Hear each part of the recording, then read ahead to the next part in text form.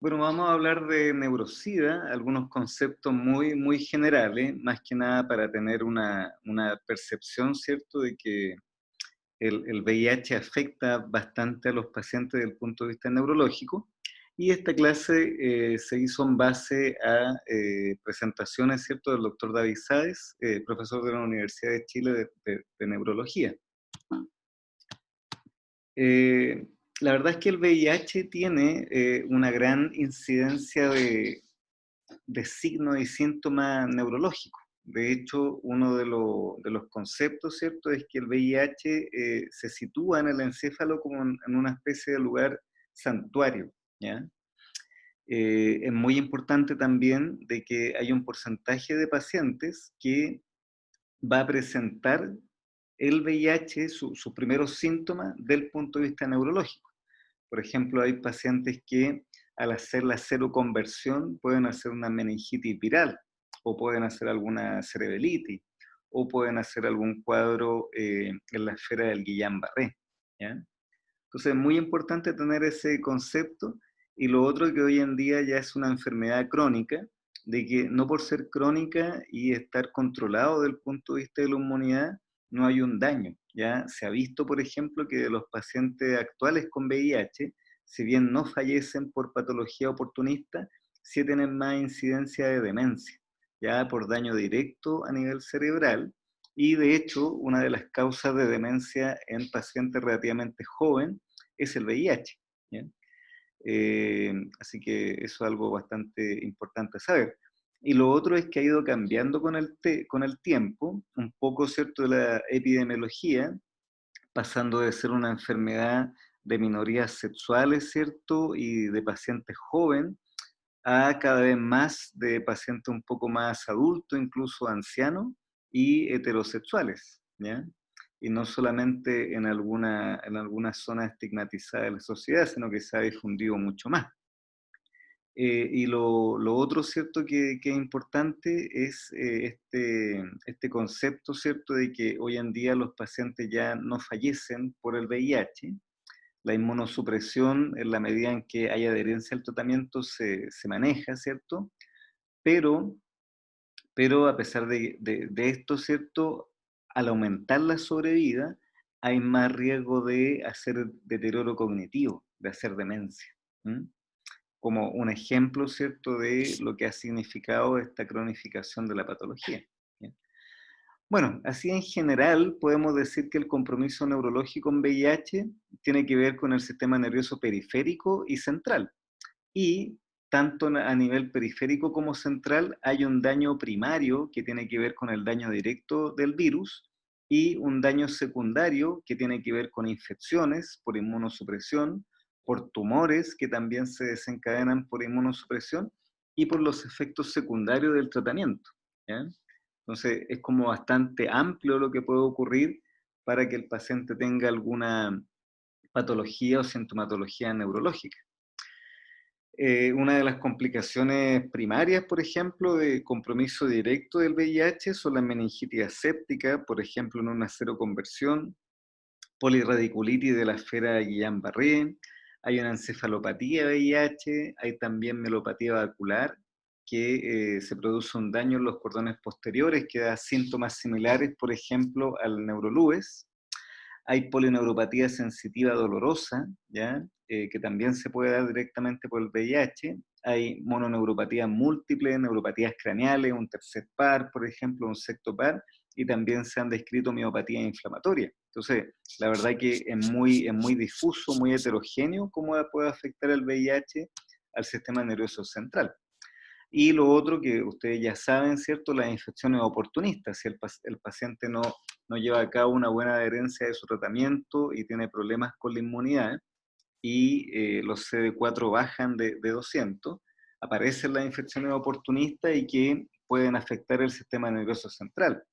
El herpes zóster, por ejemplo, especialmente cuando se da en lugares atípicos, como puede ser a nivel oftálmico o si son bilaterales, radiculitis, meningoradiculitis, por ejemplo, la meningitis de Molaret, que se da en forma recurrente y que puede ser por el herpes tipo 2.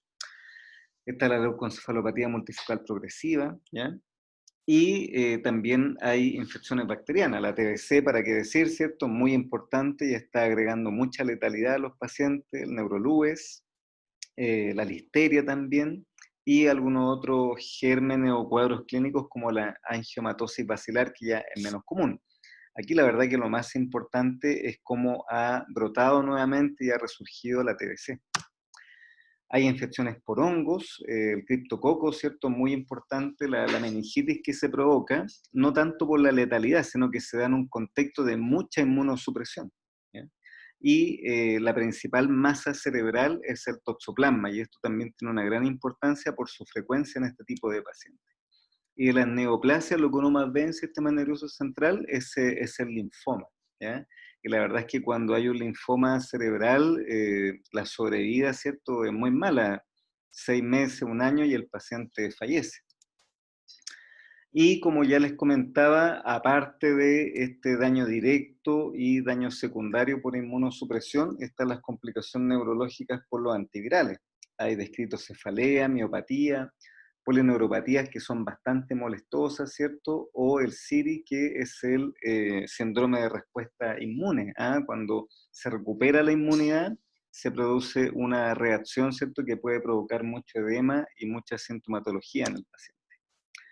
Y lo otro que se ha visto con el tiempo, que es una combinación de patología directa del VIH, como por inmunosupresión en algunos casos, y hay algunos factores que, por ejemplo, algunos fármacos que se ha visto que aceleran la ateromatosis, es que el paciente puede tener más riesgo de infartos cerebrales, aneurisma, vasculitis. O sea, realmente es muy complejo el VIH en cuanto a su heterogeneidad, ¿cierto?, para afectar al paciente. ¿Mm? Y acá, bueno, lo que ya les comentaba un poco, de que la demencia asociada a VIH, el daño directo, ¿cierto?, se ha visto en el tiempo, como ya los pacientes no fallecen jóvenes por la patología, al sobrevivir y pasar años, hasta un 20% de los pacientes con VIH va a desarrollar o un deterioro cognitivo o una demencia. ¿Ya? Y acá se puede ver, ¿cierto?, los pacientes que están en el cuadro amarillo, y este otro cuadro se ve que son pacientes que tienen algún grado de deterioro cognitivo, y en el tiempo, fíjense cómo se ha mantenido. O sea, el porcentaje de pacientes que hace deterioro cognitivo, que es lo que se llama el síndrome cognitivo motor mayor y cognitivo motor menor, se ha mantenido en el tiempo. ¿Ya? Si bien ha mejorado la sobrevida de los pacientes, sí o sí se está viendo que de estos sobrevivientes, ¿cierto?, hay porcentajes importantes de demencia y deterioro. Y acá hay un pequeño esquema que es un poquito para tener un mapa en general de que hay ciertos cuadros que se ven más cerca del comienzo del VIH y otros cuadros que se ven más al final. Por ejemplo, la meningitis aséptica, la meningitis viral se da en cero conversión, igual que el Guillain-Barré o símil de Guillain-Barré.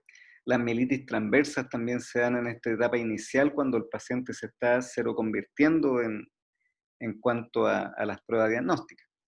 En cambio, la demencia, como ya vimos, es ya un cuadro que lleva muchos años de desarrollo con el paciente, lo mismo que la enfermedad oportunista, especialmente si el paciente no ha llevado a cabo una buena terapia.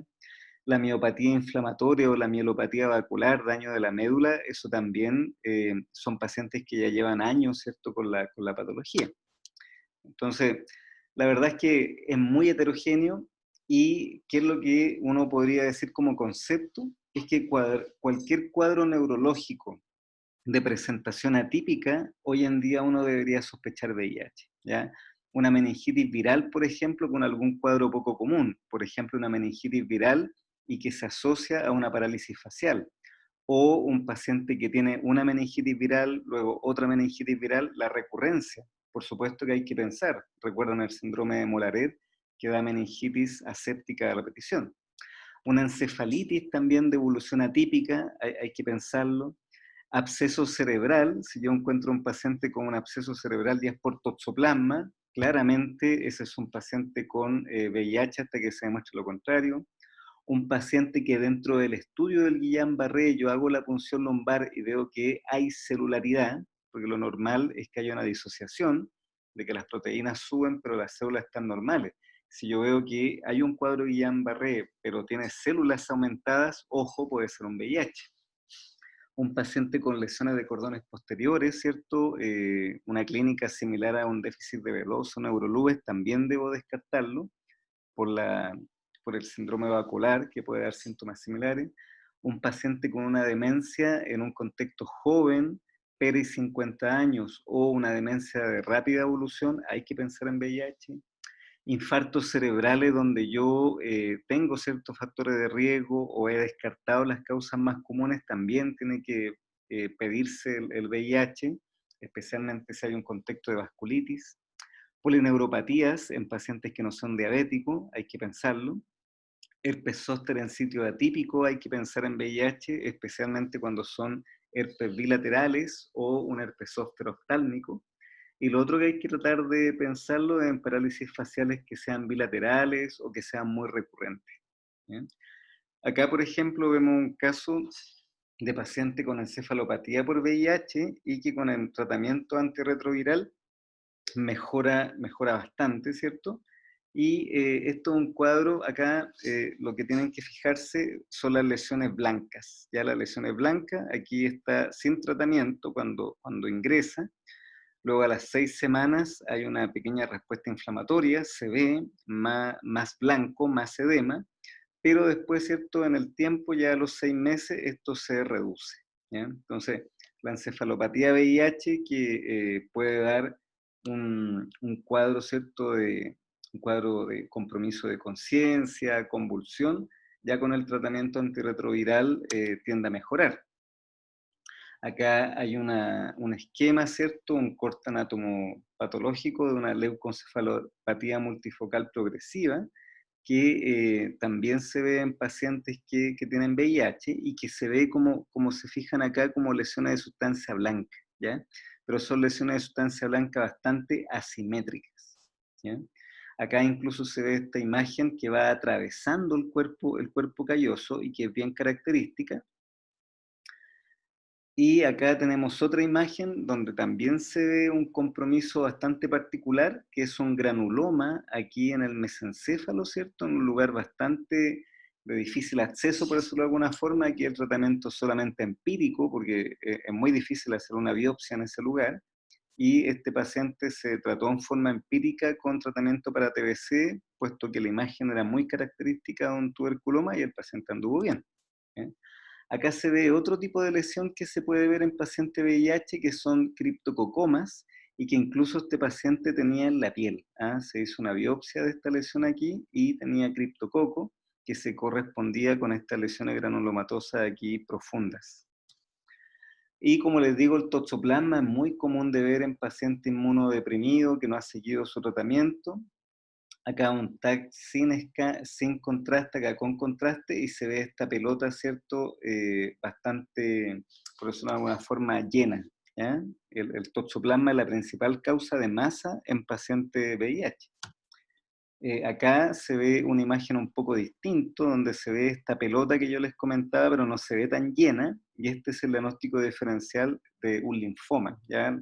La segunda opción, después del toxoplasma, es el linfoma, que por suerte es mucho menos común que el toxoplasma, pero tiene un pronóstico que es letal. A los 6 meses, un año, el paciente fallece. A diferencia del toxoplasma, que si el paciente tiene un tratamiento adecuado, ¿cierto? Sobrevive. ¿Ya? Y aquí aparece de nuevo estas lesiones de linfoma que son muy agresivos y que generalmente tienen pésimo pronóstico. Acá de nuevo, ¿cierto? Esta imagen redondita y esta otra imagen un poquito más irregular, y fíjense que es mucho más agresivo el edema, esto negro, es mucho más agresivo que en el caso del toxoplasma. Insisto que es importante hacer el diagnóstico, puesto que el toxoplasma tiene tratamiento. En cambio, el linfoma, en general, los pacientes van muy mal. Entonces, bueno, obviamente este es un tema específico, que no es la idea que en pregrado uno tenga una idea muy acabada ni específica, pero sí tener el concepto de que el VIH es es un virus, ¿cierto?, que ocupa como santuario el encéfalo, que puede afectar tanto a nivel central como periférico, que es muy heterogéneo y que siempre tenemos que sospecharlo en cuadros neurológicos de presentación atípica. ¿Ya? Y por supuesto, presentación atípica, y no solo en grupo de riesgo, sino que cada vez más en heterosexuales, en mujeres, en adultos mayores.